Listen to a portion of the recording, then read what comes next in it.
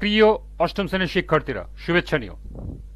আজকে আমি তোমাদের 2025 সালের বাংলা বিষয়ের নতুন বই থেকে কবিতা 13তম অধ্যায় 21-এর গান এর কর্ম অনুশীলন ক্ষয়ের সমাধান করে দেব।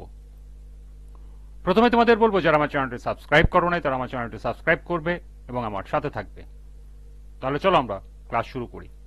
21-এর গান কবিতার কর্ম অনুশীলন খ। 21শে ফেব্রুয়ারিকে স্মরণ করে তোমাদের লেখা কবিতা, গল্প, প্রবন্ধ নিয়ে একটি দেওয়াল পত্রিকা তৈরি করো। দলগত কাজ, অর্থাৎ 21শে ফেব্রুয়ারিকে স্মরণ করে, অর্থাৎ 21শে ফেব্রুয়ারি উপলক্ষে তোমাদের লেখা যে কোনো গল্প, কবিতা বা প্রবন্ধ দিয়ে একটি দেওয়াল পত্রিকা তৈরি করতে হবে। তাহলে চলো এখন আমরা এর সমাধান দেখে নিই। 21শে ফেব্রুয়ারিকে স্মরণ করে লেখা কবিতা, গল্প, প্রবন্ধ নিয়ে একটি দেওয়াল পত্রিকা নিম্নে উপস্থাপন করা হলো। আমি দেওয়াল পত্রিকাটা পরে উপস্থাপন করব, আগে তোমাদেরকে দেখাবো কি কি লেখা থাকবে। রক্তে লেখা গান।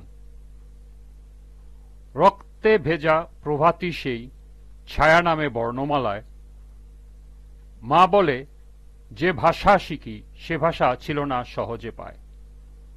পাথর নয় ফুল ফোটে সেখানে যেখানে রক্ত লেখা গান। বাংলা আমার হৃদয়ের ভাষা, 21 আমার চেতনার প্রাণ। এরপরে কবিতাটা হলো ভাষার মর্যাদা। শহীদ মিনারে পাথরে পাথরে লেগে আছে চোখের জল, পায়ের নিচে কেঁপে ওঠে একটা ভাষার অনল। এই মিনার নয় কেবল স্মৃতি, এ ভাষায় মর্যাদা পায় যতদিন বাংলা বলবো আমরা, শহীদেরা ততদিন বাঁচে আমায়।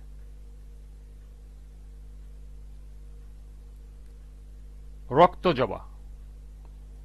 1952 সালের ফেব্রুয়ারি ঢাকা বিশ্ববিদ্যালয় এলাকায় বাতাসের অস্থিরতা। তৃতীয় শ্রেণীর ছাত্র মমিন, বয়স মাত্র 8।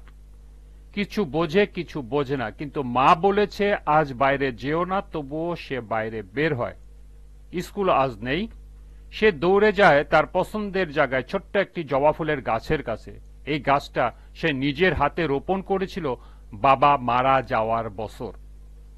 বাবার ছবি পর্যন্ত নেই তার কাছে, শুধু গল্প, তোর বাবা ভাষার জন্য জেল খেটেছিল।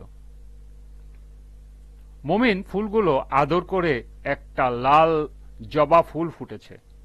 সে সেটিকে তুলে নেয়। তার ছোট্ট মনেও জানে আজকের দিনটি বিশেষ, যেমনটি মা বারবার করে বলেন। সে সময় হঠাৎ রাস্তার সামনে হইচই শুরু হয়। ছাত্রদের মিছিল, স্লোগান, রাষ্ট্রভাষা বাংলা চাই। পুলিশের হুঙ্কার, লাঠিচার্জ, কান্না, আর একটা হঠাৎ শব্দ, ধাই। মমিন থমকে যায়। তার হাতে ধরা লাল জবাটি হঠাৎ অকারণে ভারী হয়ে ওঠে। একজন ছাত্র রাস্তায় পড়ে যায়, বুক চিরে গুলির দাগ। মমিন দাঁড়িয়ে থাকে নির্বাক। সে ধীরে ধীরে যায় ছেলেটির কাছে।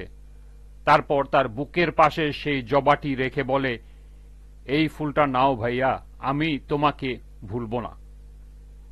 পরের দিন পত্রিকায় একটি ছবি ছাপা হয়। একটি মৃত ছাত্রের পাশে এক শিশু জবা ফুল রেখে দাঁড়িয়ে। কেউ নাম জানে না, কিন্তু সেই মুহূর্তটি ঢুকে যায় হাজারো বাঙালির হৃদয়ে। এরপর ভাষা শহীদদের আত্মত্যাগ। 21শে ফেব্রুয়ারি বাঙালির জীবনে এক অনন্য এবং গৌরবময় দিন। 1952 সালের এই দিনে মাতৃভাষা বাংলার মর্যাদা রক্ষার জন্য ঢাকার রাজপথে অনেক তাজা প্রাণ আত্মত্যাগ করে। সালাম, রফিক, বরকত, জব্বার সহ অনেক সাহসী তরুণ বুকের রক্ত দিয়ে প্রমাণ করে দেন নিজের ভাষা, নিজের সংস্কৃতি বাঁচাতে জীবন দিতেও তারা প্রস্তুত।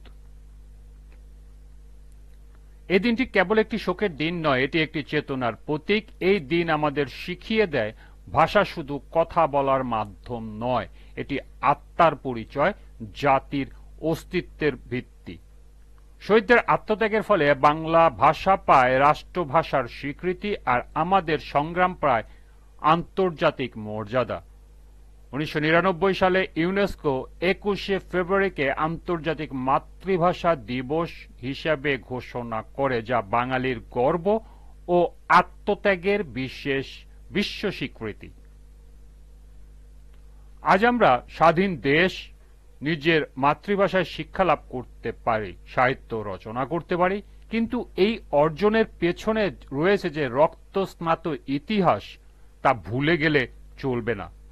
তাই 21শে ফেব্রুয়ারি মানে শুধু ফুল দিয়ে শ্রদ্ধা নয়, এটি মাতৃভাষাকে ভালোবাসার, তাকে সম্মান করার এবং নিজের সাংস্কৃতিক শিকড়কে ধরে রাখার দিন।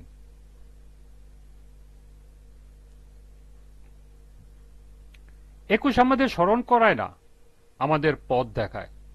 ভাষার প্রতি শ্রদ্ধা, জাতির প্রতি ভালোবাসা ও ন্যায়ের জন্য দৃঢ় অবস্থান নেওয়ায় শিক্ষা আমরা এই দিন থেকেই পাই। শহীদদের আত্মত্যাগ যেন আমাদের মননে চির জাগরুক থাকে, এই হোক আমাদের 21-এর অঙ্গীকার।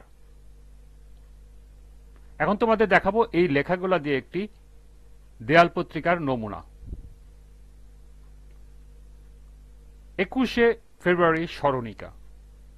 এক পাশে 21শে ফেব্রুয়ারি নিয়ে লেখা গল্প, অন্য পাশে 21শে ফেব্রুয়ারি নিয়ে লেখা প্রবন্ধ এবং মাঝে দুটি কবিতা।